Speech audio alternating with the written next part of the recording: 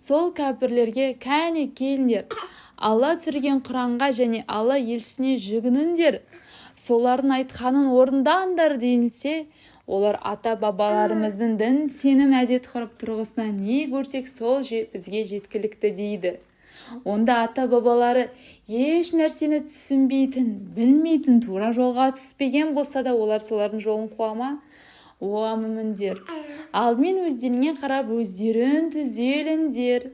Өздерін тура жолда болсаңдар, адасқандар сендерге кесірін тигізе алмайды. Түбінде барлығын Аллаға қайтасыңдар. Сонда ол дүниеде не істеп, не қойғандарını түгелде жіпке тізіп, өздеріңе айтып береді. Һәм бәрінді жауапқа тартады. Уайымайын келтіргендер, қайсы бірінің өлетіні белгілі болғанда, яғни соңғы өсиет айтатын кезде, араларынан өздерін әділ шыншыл деп білетін екі кісіні куәге тартыңдар. Яки сапар шегіп жер бетін шарлап жүргендерінде, бастарыңа өлім қаупі төнген, әрі сол сәтте қастарында мүмін бауырларын болмаған жағдайда, өсиеттеріңе өздерінен болмаған басқа екі кісіні куәгер қылыңдар. Егер ол екеуінен күмәндансаңдар, намаздан кейін екеуін алып қалып, тіпті туған туысымыздың пайдасына нұқсан келетін болса да, ішкен ан суымызды арзан бағаға, яғни дүниеге айырбастамаймыз. Алланың мойнымыздағы аманаты болған куәлігін жасырмаймыз. Әйтпесе шүбәсіз ауыр күнәға батқандардың қатарында боламыз деп Алланың атымен ант су ішкізіңдер. Егер кейіннен ол екеуінің өтірік айтып, үлкен күнәға батқаны анықталса, ол екеуінде ақысы кеткен марқұмның ең жақын мұрагерлерінен екі кісі бұлардың орнына куәлік етіп, біздің куәлігіміз бұл екеуінің куәлігінен әлде қайда тура дұрыс. Біз осы куәлігімізбен ешкімнің ақысын жеп, Алла жібін аттамаймыз. Әйтпесе шүбәсіз залымдардың қатарына қосыламыз деп Алланың атымен ант су ішеді.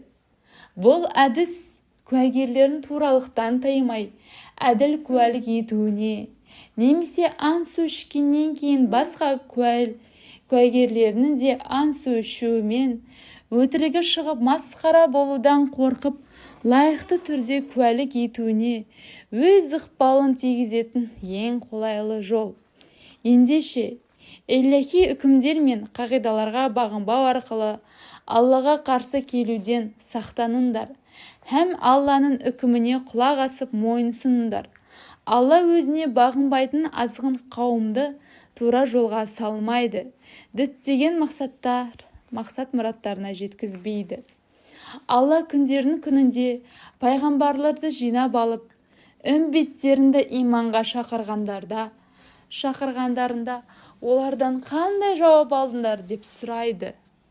Сонда пайғамбарлар, олардың ішкі ниетін, имандағы шынайылығын біз білмейміз. Шүбәсіз ғайыпты құлдарының көкірегіндегі бар сырды ең жақсы білуші бір өзің ғанасың деп жауап береді. Сол күні Алла былай деп айтады: Уа Мариям ұлы Иса, өзінен және анаңа нәсіп еткен нығметтерімді есіңе ал. Мен сені қасиетті рухпен қолдаған едім. Сен бесікте жатқанында да, ересек шағында да адамдармен тілдесетін едің. Саған жазуды, хикметті, тәуратты һәм інжілді үйреттім. Сондай-ақ батпақтан құстың бейнесіне ұқсас мүсін жасап, менің қауыммен ішіне жан үрлейтін едің. Сөйтіп ол менің қалауыммен бірден тірі құсқа айналатын. Менің қалауыммен тұмысынан соқырды және алапесті құлан таза айықтыратын, һәм менің қалауыммен өлілерді тірілтіп қабірлерінен шығаратын едің. Сондай-ақ кезінде сені Исраил ұрпақтарының қасқандығынан аман алып қалдым. Оларға анық дәлелдер келтіріп мұғжизалар көрсеткенінде, араларындағы кәпірлер бұл деу де болса нағыз сиқыр деп айтқан еді. Сол кезде қараулерге, маған һәм елшімізге иман келтіріңдер деп аян бердім. Сонда олар, уа Раббымыз, біз иман келтірдік. Шүбәсіз, біздің бір өзіңе мойынсынған мұсылман екенімізге өзің куә бол деді. Бір кездері сол харауилер, уа Мариям ұлы Иса, Раббын бізге көктен тағамға толы дастархан түсіре ала ма? Деген еді. Сонда Иса оларға, егер мүмін екендерін рас болса, Аллаға тиісінше тағзым етіңдер. Оның құдіретіне шәк келтіруден сақтаныңдар деді. Олар, біз бар болғаны сол берекелі дастарханнан дәм татуды.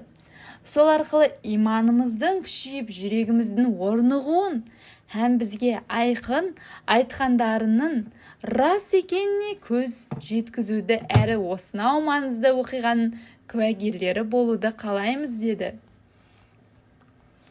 Сонда Мариям ұлы Иса, уа Раббымыз, бізге көктен дастархан түсіре көр.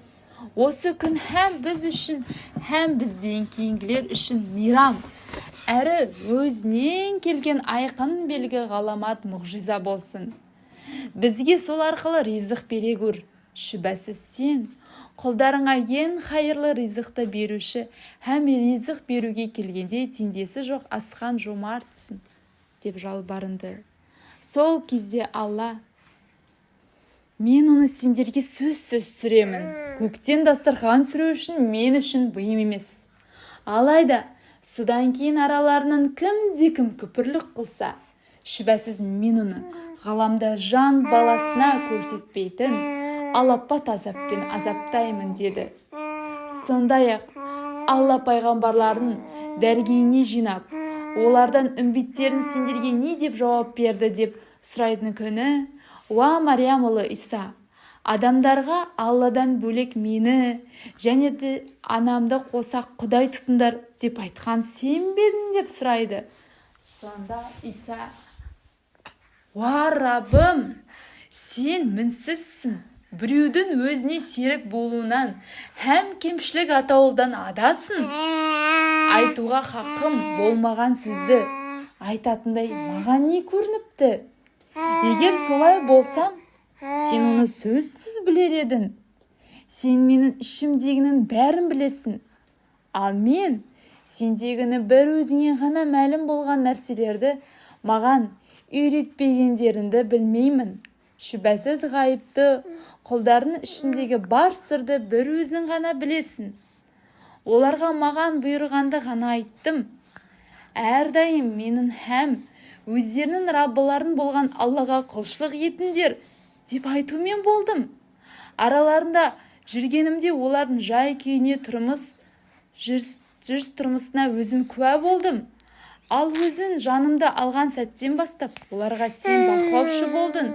Шүбәсіз сен барлық нәрсеге куәсің. Егер оларды азаптаймын десең, шүбәсіз олар сенің қолдарың.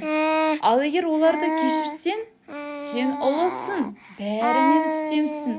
Һәм әр ісің мен әрбір үкімінде талай хикмет болған асқан даналық иесісің деп жауап береді. Сонда Алла былай дейді: бұл күн турашылардың шын сөзі, өздерінің пайдасына жарайтын ұлы күн.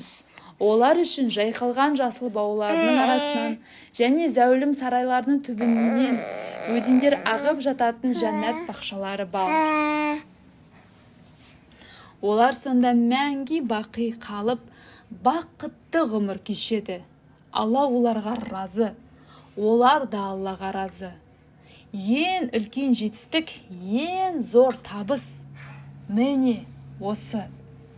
Күллі аспан әлемнің жерден һәм екеуінің ішіндегі барлық нәрсенің бар билігі мен игілігі бір Аллаға тиесілі. Оның құдіреті барлық нәрсеге толық жетеді.